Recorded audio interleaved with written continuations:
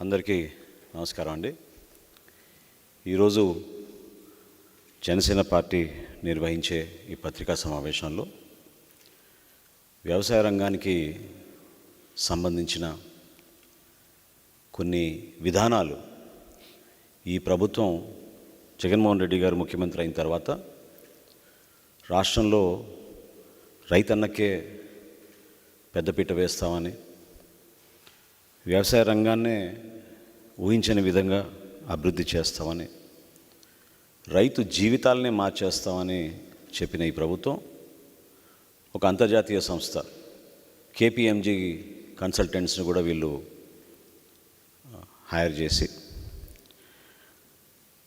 రైతు భరోసా కేంద్రాలు ఒక గేమ్ చేంజర్గా, అంటే కనివినెరుగని రీతిలో వ్యవసాయ రంగంలో ఒక మార్పు తీసుకొచ్చే విధంగా ఈ రైతు భరోసా కేంద్రాలు సుమారు 10,780 రైతు భరోసా కేంద్రాలు మన రాష్ట్రంలో ఏర్పాటు చేస్తున్నట్టు 2020లో ఈ ప్రభుత్వం నిర్ణయం తీసుకుంది.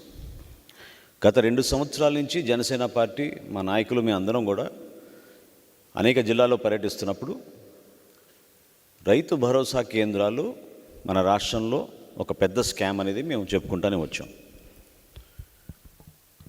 ఈ 10,780 రైతు భరోసా కేంద్రాలు మంజూరు చేసినప్పుడు చివరికి ఆ సంఖ్యని 10,448కి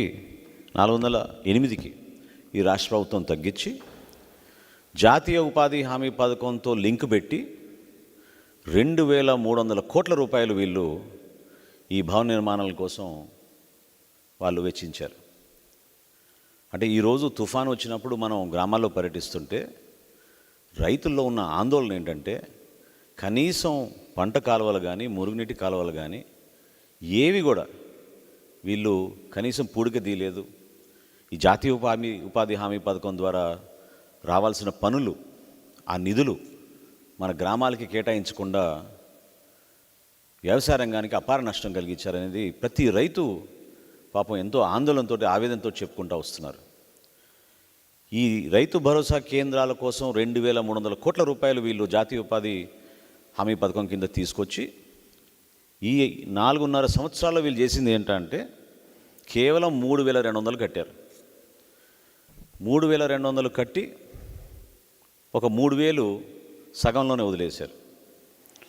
ఇంకొక 4,500 అసలు పూర్తిగా వ్యవసాయ శాఖ దీన్ని అబాండన్ అంటే వదిలేశారు. వాటి గురించి పట్టించుకోవడం లేదు. ఇవి కేవలం పేపర్ పైనే ఉన్నాయి ఈ రైతు భరోసా కేంద్రాలు. అంటే ఎంత నష్టం జరిగింది, ఏ విధంగా ఒక వ్యవసాయ రంగం మన దేశంలోనే ఈ రోజుకి కూడా మన రాష్ట్రంలో ప్రత్యేకంగా ఎక్కువ శాతం ఉపాధి కల్పించే రంగం ఇది. ఇటువంటి రంగాన్ని కూడా వీళ్ళు ఏ విధంగా నష్టం కలిగించే విధంగా కొన్ని విధానాలు తీసుకొచ్చి రైతన్నకి ఇబ్బంది పెట్టే విధంగా చేశారో మీ అందరికీ అర్థం అవ్వాలి. బడ్జెట్ ప్రవేశపెట్టినప్పుడు మంత్రి గారు శాసనసభలో అన్నారు, అన్నదాతకు మట్టికి ఉన్న అనుబంధాన్ని శిరస్సు వహించి అభివాదం తెలిపే ప్రభుత్వం మాది అన్నారు. అదే రోజున ఆయన John F Kennedy, Thomas Jefferson, Sri Sri గారిని కోట్ చేస్తూ రైతు లేనిదే రాజ్యం లేదని, గుండెల నిండా విశ్వాసంతో రైతుల్ని జాగ్రత్తగా చూసుకుంటామని ఇదే ఆర్థిక మంత్రి గారు శాసనసభలో చెప్పారు. మరి ఈ రైతు భరోసా కేంద్రాలకి రాష్ట్ర ప్రభుత్వం ఎంత కేటాయించిందో ఒకసారి చూస్తే, ఏ సంవత్సరం అయితే వాళ్ళు ప్రకటించాలో 2020 నుంచి 2021 ఆర్థిక సంవత్సరంలో 100 కోట్లు ఇచ్చారు. 2021 నుంచి 2022 వరకు బడ్జెట్కి అలొకేషన్ ఎంత ఇచ్చారో కూడా ఎవరు తెలియదు అసలు, దానికి వివరాలు లేవు. 2022-23లో 18 కోట్ల రూపాయలు ఇచ్చారు. ఈ సంవత్సరం 2023-24లో 40,46 రూపాయలు ఇది బడ్జెట్ అలొకేషన్. అంటే ఇప్పటి వరకు మీరు ఎంత ఖర్చు ఎంత ఇది చేశారండి? 156 కోట్ల రూపాయలు మీరు ఈ 5 సంవత్సరాల్లో ఈ రైతు భరోసా కేంద్రాలకి ఇచ్చి అన్నదాత గురించి ఈ విధంగా మీరు శాసనసభలో మాట్లాడి ఎంత మోసం చేశారో ఈ రోజున క్షేత్రస్థాయిలో పర్యటిస్తే మీకు అర్థమవుతుంది. చాలా రైతు భరోసా కేంద్రాలు అద్దెకి తీసుకున్నారు. క్షేత్రస్థాయిలో నేను పర్యటించి నేను చెప్తున్నాను వాస్తవాలు. సంవత్సరం నుంచి అద్దె చెల్లించలేదు. రైతు భరోసా కేంద్రాలకి ఇవ్వాల్సిన అద్దె రాష్ట్ర ప్రభుత్వం నుంచి అక్కడ స్థానికంగా ఉన్న యాజమాన్యాలకి ఇబ్బంది కలిగే విధంగా ఈ రోజు వరకు కూడా వాళ్ళకి అద్దె ఇవ్వలేదు. ఫ్రస్ట్రేషన్లో పాపం చాలామంది తలాలు వేసేసారు లాభం లేదని. ప్రతి రైతు భరోసా కేంద్రంలో కనీసం 5 ఎంప్లాయీస్ ఉంటారని వీళ్ళు చెప్పారు. ఈరోజు ఎంతమంది ఉన్నారండి? ఒక్కరు, కేవలం ఒకే ఒక ఎంప్లాయీని వీళ్ళు పెట్టారు. ఎక్కడ చూసినా ఒక 20 అంశాల గురించి వీళ్ళు ప్రస్తావిస్తూ ఈ 20 కార్యక్రమాలు కూడా రైతు భరోసా కేంద్రాల్లో ఒక నాలెడ్జ్ సెంటర్గా, ప్రతి గ్రామంలో ఒక నాలెడ్జ్ సెంటర్గా మేము మార్చేస్తాం వ్యవసాయ రంగాన్ని ఈ రైతు భరోసా కేంద్రాల ద్వారా అని చెప్పిన వ్యక్తులు చివరికి రైతుకి అందించాల్సిన పరికరాలు, తైవాన్ స్ప్రేలు కానివ్వండి, టార్పాలిన్లు కానివ్వండి, ట్రాక్టర్లు కానివ్వండి, రోటోవేటర్లు కానివ్వండి, వీటన్నిటిని కూడా మార్కెట్ ధర కన్నా ఎక్కువగా అమ్మే విధంగా తీసుకొచ్చారు. విత్తనాలు కూడా మార్కెట్ ధరలో లభించే ధర కన్నా ఎక్కువ రేటుకి ఇక్కడ అమ్ముతున్నారు. ఎందుకంటే ఒక 39 కంపెనీలతో వీళ్ళు ఎంఓయూ చేసుకున్నారు. విత్తనాల సరఫరా కోసం ఒక 39 కంపెనీలతో ఎంఓయూ చేసుకుని ఈ 39 కంపెనీల నుంచి వచ్చే విత్తనాలే వీళ్ళు సరఫరా చేసుకుంటూ అధిక ధరలకు అమ్ముతున్నారు. అదేవిధంగా ఈ కేవైసీ నమోదు, మొన్న తుఫాను వచ్చినప్పుడు పర్యటిస్తుంటే రైతులందరూ కూడా పాపం ఎంతో ఆందోళనతో ఎప్పుడైతే వీళ్ళు కాగితాలు తీసుకువెళ్ళి ఒక రైతు, భూమి ఉన్న రైతు, వ్యవసాయం చేసుకున్న రైతు తన సొంత భూమి అయితే ఆ దస్తావేజులు తీసుకెళ్ళి ఆఫీస్లో కూర్చుంటే ఇంటర్నెట్ పనిచేయడం లేదు, అప్లోడ్ చేయడానికి స్టాఫ్ లేరు. ప్రొద్దున పోతే సాయంత్రం రమ్మంటారు, సాయంత్రం వెళ్తే మరుసటి రోజు రమ్మంటారు. ప్రభుత్వం చేసిన తప్పిదాల వలన ఈ రోజున రైతుకి కనీసం ఇన్సూరెన్స్ పథకం కూడా వర్తించకుండా ఈరోజు అనేక మంది, లక్షల మంది రైతులు నష్టపోయారు. ఇక కౌలు రైతుల విషయం అయితే వర్ణాతీతం. CCRC కార్డు ఉంటేనే మీది ఈ కేవైసీలు నమోదు చేస్తూ ఉంటున్నారు. ఒకప్పుడు మన రాష్ట్రంలో 32 లక్షల మంది కౌలు రైతులు ఉన్నారన్నారు. అవి క్రమేణా తగ్గించుకుంటూ ఇప్పుడు 17 లక్షలు ఉన్నారని చెప్పి రాష్ట్ర ప్రభుత్వం చెప్తోంది. ఎవరైనా అడుగుతారు, ఏ గ్రామానికి వెళ్ళినా కనీసం 65 నుంచి 70% వ్యవసాయం ఈరోజు ఆంధ్రప్రదేశ్లో కౌలు రైతులు చేసుకుంటున్నారు పాపం. కానీ కౌలు రైతులకి మాత్రం క్షేత్రస్థాయిలో ఉన్న ఈ రైతు భరోసా కేంద్రాల్లో న్యాయం జరగడం లేదు, నమోదు కూడా చేసుకోలేకపోతున్నారు వాళ్ళు.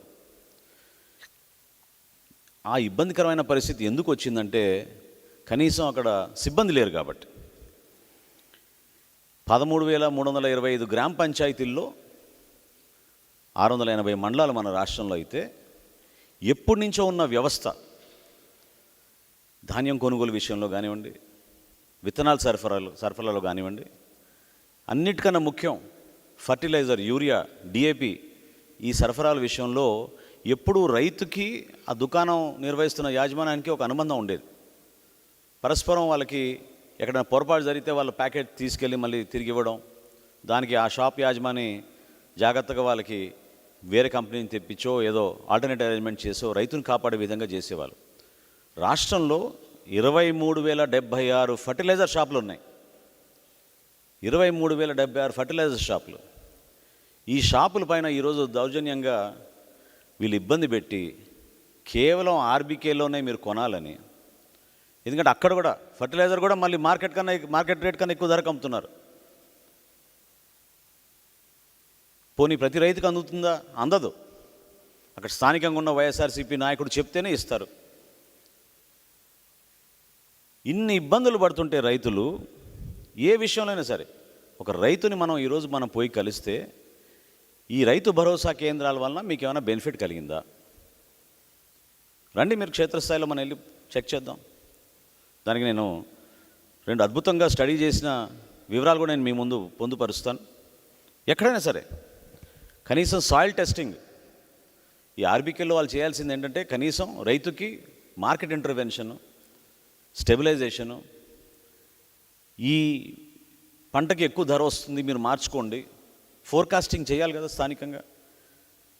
అసలు తుఫాన్ వచ్చినప్పుడు, అధిక వర్షాలు వచ్చినప్పుడు, రైతు కష్టాల్లో ఉన్నప్పుడు 3 రోజులు, 4 రోజులు, వారం రోజుల తర్వాత కూడా మనం పోయి అడిగితే ఒక్క సిబ్బంది, అగ్రికల్చర్ ఎక్స్టెన్షన్ ఆఫీసర్లు ఇదివరకు తిరిగేవాళ్ళు క్షేత్రస్థాయిలో, ఈ రోజున ఒక్క సిబ్బంది కూడా గ్రామీణ ప్రాంతాల్లో వచ్చి రైతుకి ఒక భరోసా కల్పించి ఆదుకునే విధంగా ఎవరు కూడా నిలబడడం లేదు.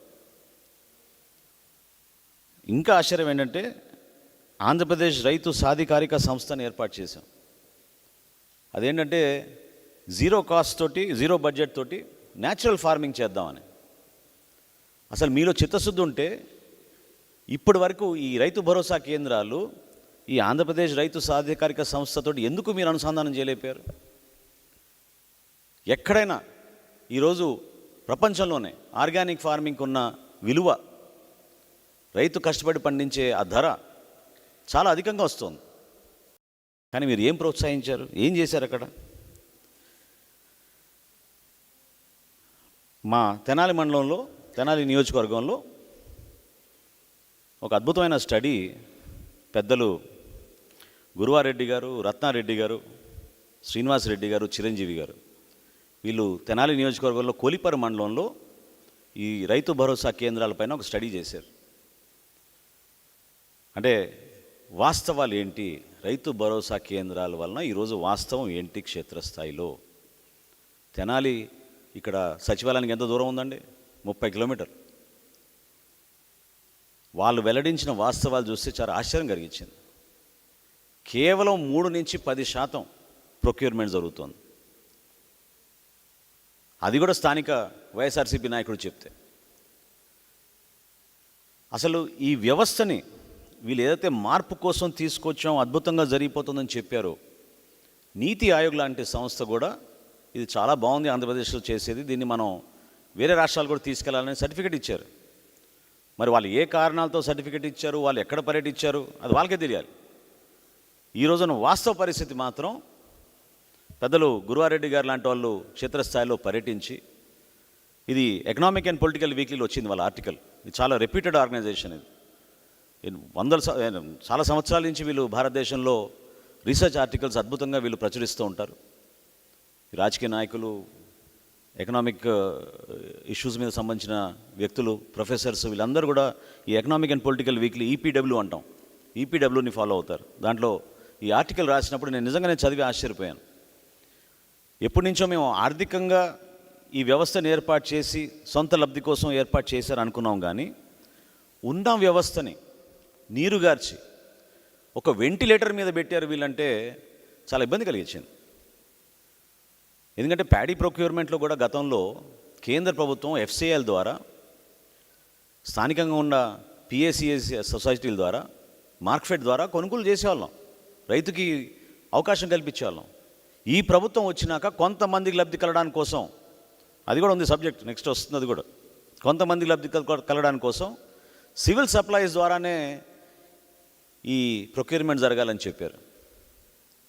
ఎంత దయనీయమైన పరిస్థితి అంటే, అసలు అదేవిధంగా గురువారెడ్డి గారు ఇచ్చిందే కాకుండా ఎన్జీ రంగా అగ్రికల్చర్ యూనివర్సిటీ నుంచి కూడా వాళ్ళు తూర్పుగోదావరి జిల్లాలో వాళ్ళు పర్యటించి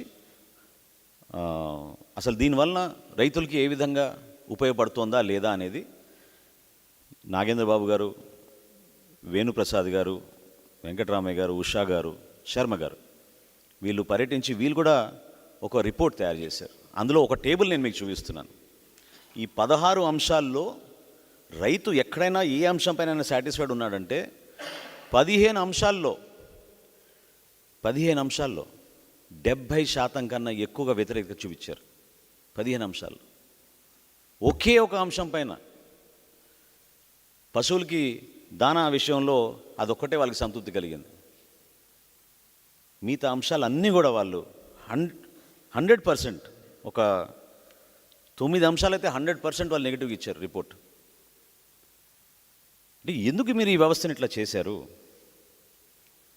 ఎందుకు మీరు గ్రామీణ ప్రాంతాల్లో ఉన్న ఒక మంచి వ్యవస్థ, వ్యవసాయాన్ని కాపాడుకునే విధంగా ఉన్న వ్యవస్థని మీరు ఎందుకు నీరుగార్చారు?